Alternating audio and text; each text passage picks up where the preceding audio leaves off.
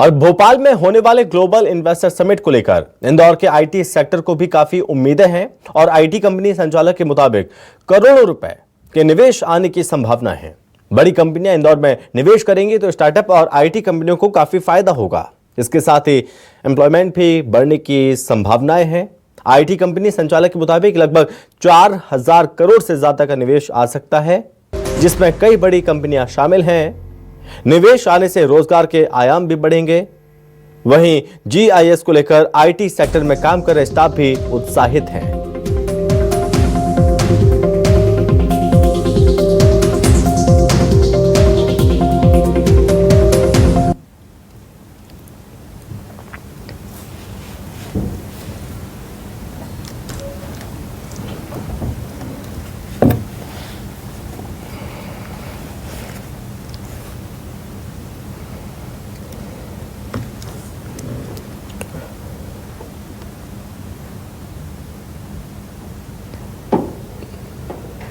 भोपाल में global investor summit का आयोजन होना है, जिसको लेकर मध्य प्रदेश में बड़े व्यवसाय जो हैं वो भी यहाँ पर आ सकते हैं। कई आईटी कंपनियां जो हैं, बड़ी आईटी कंपनियां इंदौर के अंदर भी आ सकती हैं। मेरे साथ में आईटी कंपनी संचालक मौजूद हैं।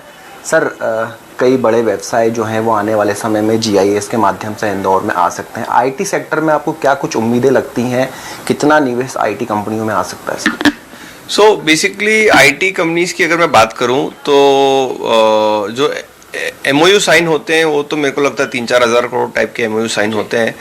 बट अगर ग्राउंड पे अगर बात करें तो 300-400 करोड़ रुपए का निवेश आ सकता है और लगभग 10,000 लोगों को डायरेक्टली एम्प्लॉयमेंट मिल सकता है आईटीएस के द्वारा। सबसे इम्पॉर्टेंट चीज़ है, अभी हमारे स्टेट ने जीसीसी पॉलिसी पास करी है, जो फर्स्ट टाइम पूरे कंट्री में हुई है। तो जीसीसी पॉलिसी से हमें फॉरेन कंपनीज के आने के चांसेस हैं। अगर कोई 2 या 3 बड़े जीसीसी भी आ गए तो वो इटसेल्फ 300-400 करोड़ रुपए तो एक जीसीसी लगा देता है। तो मुझे आशा बहुत अच्छी है कि हमारा स्टेट अच्छा काम कर रहा है, एमपी एसीडीसी अच्छा काम कर रही है और मुझे लगता है कि हमें अच्छा इन्वेस्टमेंट मिलेगा और हमारा इकोसिस्टम बेटर होगा। इसमें पैसे तो आएंगे ही आएंगे, एम्प्लॉयमेंट आएगा, प्लस और साथ में और पार्टनर्स, छोटी छोटी कंपनीज को भी इससे फ़ायदा होगा। नया मैन पावर आएगा, जो मैन पावर अपना इंदौर का, एमपी का मैन पावर अलग अलग शहरों में बैठा है, वो भी आएगा स्टेट में। तो मुझे लगता है कि काफ़ी अच्छी उम्मीद है इन्वेस्टर समिट से। एमपीआईडीसीए की आने वाली प्लानिंग भी है कि आईटी पार्क, जो 2 नए आईटी पार्क जो बनाए जाएंगे, क्या लग रहा है कि आईटी पार्क बनने से जो आईटी कंपनियों का मूवमेंट है इंदौर की तरफ, आपको लगता है कि ज़्यादा रहेगा या मध्य प्रदेश के अन्य राज्यों की तरफ रहेगा? सो आईटी पार्क जो 2 नए आ रहे हैं, एमपीआईडीसी जो बना रहा है, इससे क्या प्लग एंड प्ले स्पेसेस मिलती है कोई भी कंपनी को। आज की तारीख में जो बड़ी कंपनी है वो चाहती है कि सीधे आए और काम करे, तो प्लग एंड प्ले स्पेसेस बनने से कहीं ना कहीं फ़ायदा होगा। इसके अलावा इंदौर की जो 2 आईटी पार्क है, इंदौर में ऑलरेडी बहुत सारे प्राइवेट डेवलपर्स ने भी काफ़ी काम किया है। तो इंदौर में सबसे बड़ी जो चीज़ है, आईटी का इंफ्रा बनना तैयार हो गया है। तो अगले 1-1.5 साल 2 साल में आईटी का इतना इंफ्रा आ जाएगा। आईटी का इंफ्रा बनने के बाद हमने जैसे हैदराबाद में देखा है, हाईटेक सिटी में पहले आईटी का इंफ्रा इतना सारा बना और फिर कंपनीज आई। तो सेम चीज़ इंदौर के साथ रिपीट होगी। हमारे यहाँ पहले आईटी का इंफ्रा अब रेडी हो रहा है, होते से ही हमारे यहाँ कंपनी सारी आने लग जाएगी और जीसीसीज भी आएगी, सारी कॉल सेंटर्स भी आएंगे, एआई में कंपनीज है वो भी काफ़ी आएगी। और एमपी एसीडीसी जो डिपार्टमेंट है हमारा, जो आईटी देखता है, वो डिपार्टमेंट भी काफ़ी अच्छा काम कर रहा है इस समय पे। और उन्होंने भी पीपीपी में 2 प्लॉट्स निकाले हैं जो आईटी डेवलपमेंट के लिए निकाले हैं। उसके बाद में वही है कि अल्टीमेटली ये जो इकोसिस्टम है, इसका पहला स्टेप है इंफ्रास्ट्रक्चर डेवलपमेंट, इंफ्रास्ट्रक्चर के बाद में कंपनीज और कंपनीज के बाद में आता है फाइनली एम्प्लॉयमेंट। तो हमें लगता है कि हम सही तरीके से सही स्टेप्स पे चल रहे हैं। एमपीआईडीसी, एमपी एसीडीसी काफ़ी अच्छा काम कर रहे हैं गवर्नमेंट के साथ मिलके और बहुत ही अच्छे इनिशिएटिव्स हैं ये। क्या लग रहा है कितना आसान होता है मध्य प्रदेश के अंदर आईटी सेक्टर में निवेश करना? कितनी आसान प्रक्रिया है मध्य प्रदेश की? सो बेसिकली आसान तो है, क्योंकि यहाँ पे सबसे बड़ी चीज़ है अच्छा इंफ्रास्ट्रक्चर और मैन पावर, वो दोनों ही अवेलेबल है। तो किसी भी कंपनी आज सोचती है कि मेरे को आज काम चालू करना है, तो वो इमिडिएटली, जैसे वर्की जैसे संस्था हैं जो immediately plug and play office spaces दे देते हैं और मैन पावर मिल जाता है, तो इमीडिएटली वो काम स्टार्ट कर सकते हैं। उनको ट्रायल मिल जाता है कि यार मैं 20 लोगों से काम चालू करके देखता हूँ बड़ा इन्वेस्ट करने के पहले, और अगर अच्छा रिस्पांस मिलता है, अच्छा मैन पावर मिलता है तो उसको मैं स्केल करूँगा। तो वो वाले इंग्रेडिएंट्स इंदौर में या एमपी में, भोपाल में काफ़ी अच्छे से हैं, तो इसका बेनिफिट ज़रूर मिलता है और जल्दी यहाँ पे क्विक स्टार्ट होता है। ईज़ ऑफ डूइंग बिजनेस भी रिलेटिवली ईजी है आईटी के क्षेत्र में, तो ईजी रहता है मेरे को लगता है आईटी में काम करना। अगर हम इंदौर की बात करें तो लगभग कितनी आईटी कंपनियां जो हैं वो इंदौर के अंदर अभी एम्प्लॉयमेंट दे रही हैं? कितने ऐसे एम्प्लॉयज़ होंगे जो आईटी कंपनीज में काम कर रहे हैं? लगभग कुछ संख्या ऐसी है संभावित? मैं आपको अगर बात करूं तो मैं आईटी और स्टार्टअप दो अलग अलग कैटेगरी होती है। स्टार्टअप में अपने यहाँ रजिस्टर्ड स्टार्टअप इंदौर में लगभग 1350 है, अनरजिस्टर्ड स्टार्टअप लगभग 4000 है। तो 5000 तो हमारे स्टार्टअप्स काम कर रहे हैं, रजिस्टर्ड अनरजिस्टर्ड मिला के। 1300 इसमें DIPP के सर्टिफाइड स्टार्टअप्स हैं जो स्टार्टअप इंडिया ने उनको सर्टिफाई किया है। आईटी कंपनीज की बात करूं तो लगभग हमारे यहाँ बड़ी छोटी मिला के लगभग 1000 से ज़्यादा कंपनीज काम कर रही है। और अगर एम्प्लॉयमेंट की बात करूं तो लगभग 1 लाख से ज़्यादा लोग डायरेक्टली इनडायरेक्टली इस पूरी इंडस्ट्री से, स्टार्टअप आईटी के इकोसिस्टम से जुड़े हुए हैं, जिनको एम्प्लॉयमेंट मिल रहा है। इसमें कॉल सेंटर्स भी आ गए, आईटी कंपनीज भी आ गई, आईटी सर्विसेज भी आ गई, सब लोग आ गए। जो ग्लोबल इन्वेस्टर समिट हो रही है 2025 की, इससे क्या कुछ उम्मीद आईटी कंपनीज को है कि कितना ग्लोबल समिट जो है वो आप लोगों के विश्वास पर उतरेगा कि आपको जो उम्मीदें हैं इस ग्लोबल समिट से वो हो सकती है पूरी?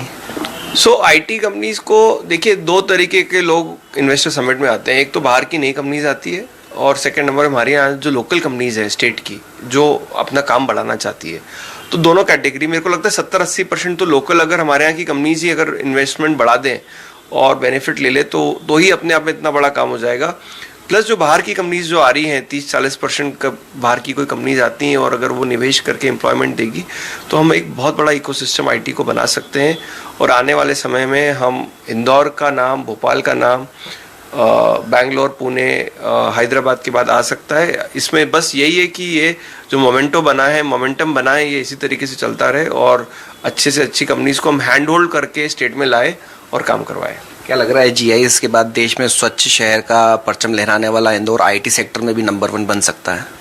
तो आईटी, देखो ऑनेस्टली झूठ तो नहीं बोलूँगा, नंबर 1 तो नहीं हो सकते, पर हम ये है कि टॉप 5 सिटीज़ में आ सकते हैं आईटी में, कंट्री में।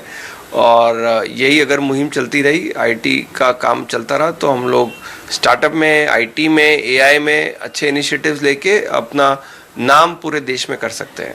Tier 2 में तो हम नंबर 1 हो सकते हैं, तो वो चीज़ हमें टारगेट करनी चाहिए। तो बिल्कुल ग्लोबल इन्वेस्टर समिट से कई बड़े निवेशकों की आने की संभावनाएं जरूर, और जो आईटी कंपनियां हैं कहीं ना कहीं उम्मीद लगाए बैठी हैं कि करोड़ों रुपए के निवेश जो विदेशी कंपनियां इंदौर के अंदर या मध्य प्रदेश में करेंगी तो उससे कहीं ना कहीं छोटे स्टार्टअप और आईटी कंपनियों को भी फायदा होगा। इसके साथ ही 10,000 से ज़्यादा युवाओं को नए रोजगार मिलने की संभावनाएं भी यहाँ पर बताई जा रही हैं। कैमरामैन राजा के साथ हेमंत शर्मा, न्यूज़ 24 इंदौर। एंड देखा जाए तो बहुत बेनिफिट देगा यहाँ के, खासकर इंदौर के लोगों को। अभी तक जैसे कि मैं खुद बाहर का हूँ, मैं लखनऊ से इंदौर आया हूँ, तो ये बहुत हेल्प करेगा। आजकल के जो अभी लोग नौकरी ढूंढ रहे हैं बाहर, जैसे मुझे पता है कि रिलोकेट करने में कितनी मुश्किल होती हैं, एक्सपेंसेस बढ़ते हैं। सैलरी तो हाइक अलग चीज़ है, बट एक्सपेंसिव बढ़ते, तो ये खासकर जो इंदौर के लोकलाइट्स हैं उनको बहुत हेल्प करेगा, सैलरी में भी, एम्प्लॉयमेंट्स में भी। आगे चल के और भी कंपनीज आएंगी, सो ये बेनिफिट्स रहेंगे इसके।